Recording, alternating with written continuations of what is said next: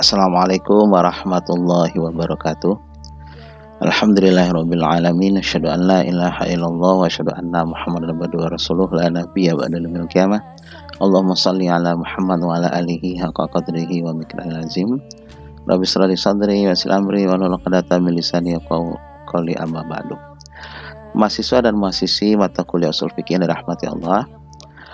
Setelah kemarin kita mempelajari tentang definisi usul fikih dan usul fikih. Jadi usul fikih itu adalah ilmu tentang kaidah-kaidah atau pembahasan atau penelitian yang membawa kita kepada hukum syar'i yang diambil dari dalil-dalil terperinci. Itu sebenarnya usul fikih. Nah, sekarang kita masuk kepada objek kajian fikih dan usul fikih. Apa sih yang sebenarnya yang dikaji oleh fikih dan usul fikih? Di sini kita lihat bahwa objek kajian usul fikih itu adalah dalil. Dalil yang disepakati dan dalil yang tidak disepakati. Dalil yang disepakati adalah 4 ya, ada Al-Quran, ya, mutlak, hadis mutlak, ijma, dan qiyas. Jadi disinilah kerja ulama usul fikih sebenarnya melihat dalil. Ketika dia membaca dalil, dia bisa mengeluarkan nanti hukum dari sana. Jadi dalil saja kok. Ibarat dulu kita sampaikan ibarat apoteker ya, dia yang meracik obat, tapi nanti dokter itu adalah fikih biasanya, yang memberikan dosis kepada si pasien. Nah, bisa menjadi hukumnya haram, mubah, tergantung nanti kondisi si pasien. Sedangkan objek kajian fikih adalah fi'lul mukallaf atau perbuatan manusia yang sudah mukallaf. Mukallaf itu artinya adalah orang yang sudah diberikan sebuah beban ya. Kalau di kita sudah dewasa, sudah balik, itu sudah mukallaf. Kalau anak-anak kebanyakan tidak dikaji oleh fikih ya. Jadi perbuatan manusia antara manusia itu. Maksudnya adalah misalnya bab pernikahan nanti ya, jual beli, itu kan manusia antar manusia. Supaya tidak terjadi hal-hal yang tidak diinginkan, makanya fikih memberikan hukum nanti ya, bisa menutup sebuah perbuatan ketika perbuatan itu bisa menimbulkan mudarat untuk orang lain itu. Itulah objek kajian. Jadi berbeda antara fikih dan usul fikih. Kalau usul fikih objek kajiannya adalah dalil. Mereka mengkaji dalil terus dan dalil terus. Sedangkan fikih itu adalah fi'lul mukallaf. Jadi ahli usul fikih dia sudah pasti ahli fikih, tapi ahli fikih belum tentu dia mengerti tentang metodologi hukum atau usul fikih itu ya. Selanjutnya apa sih faedahnya kita belajar usul fikih gitu ya? Nah, ini juga penting kita pelajari. Kenapa sih mata kuliah ini ada terus gitu? Nah, tanpa sadar kita jadi mahasiswa Universitas Islam ini ya, kita orang masyarakat pasti menganggap kita tuh ngerti gitu, ngerti tentang hukum gitu. Jadi mau nggak mau, suka nggak suka, kalau ada peristiwa hukum nanti mereka bertanya kepada kita. Makanya penting kita belajar usul fikih. Sebab dinamika manusia selalu berkembang. Nah, pertama belajar usul fikih ini faedahnya adalah pertama bisa nanti mengeluarkan hukum dari sebuah dalil. Ya, misalnya dalil Al-Quran tentang apa? Wa iza kuntum ila sholah faksilu wujuhakum. Ketika kalian ingin sholat, basuhlah wajahmu. Nah, di situ ada hukum itu bahwa sholat itu adalah membasuh wajah, bukan ngelap. Jadi nanti kalau ada orang sakit misalnya, ya, lalu dia basahin handuknya, lalu dia lap wajahnya, itu nggak sah wudunya. Sebab perintahnya adalah igsilu, membasuh, bukan ngelap. Wamsahu biru'usikum, usaplah kepala kalian. Nah, perintahnya wamsahu, bukan membasuh.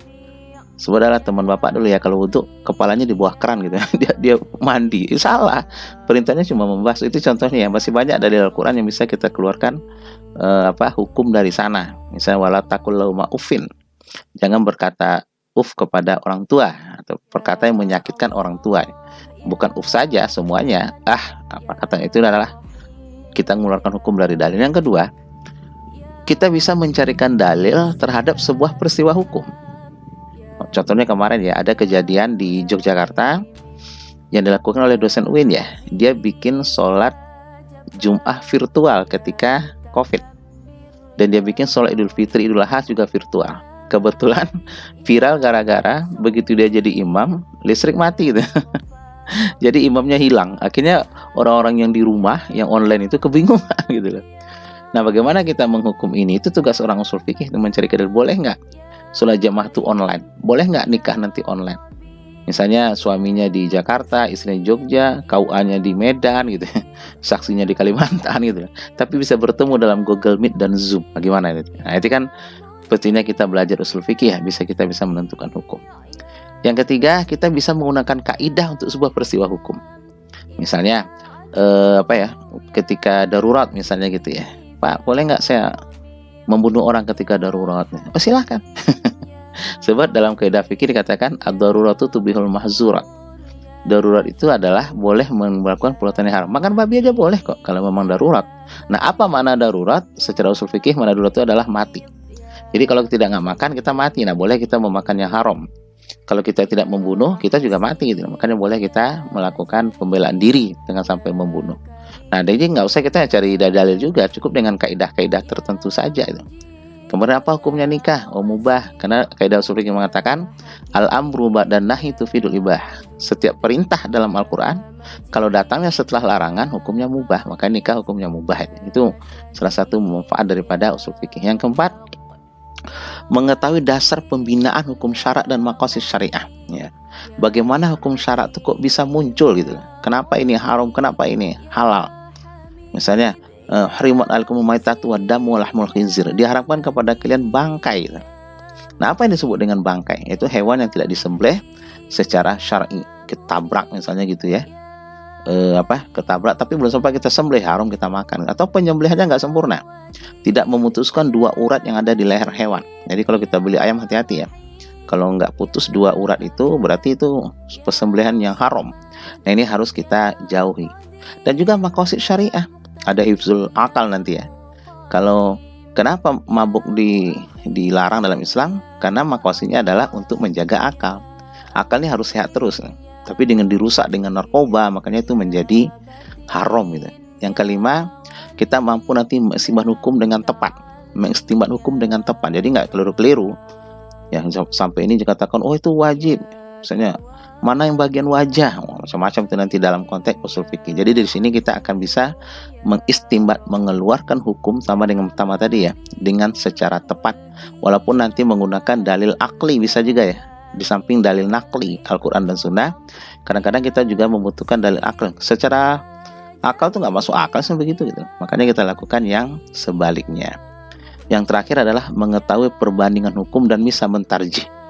Jadi nanti pendapat ulama itu banyak sekali tentang tentang misalnya membasuh kepala ketika berwudu. Apakah seluruh kepala itu, apakah sebagiannya, apakah seperempat. Bahkan ada pendapat kan minimal 3 helai rambut. Sama dengan kita ketika tahallul waktu haji.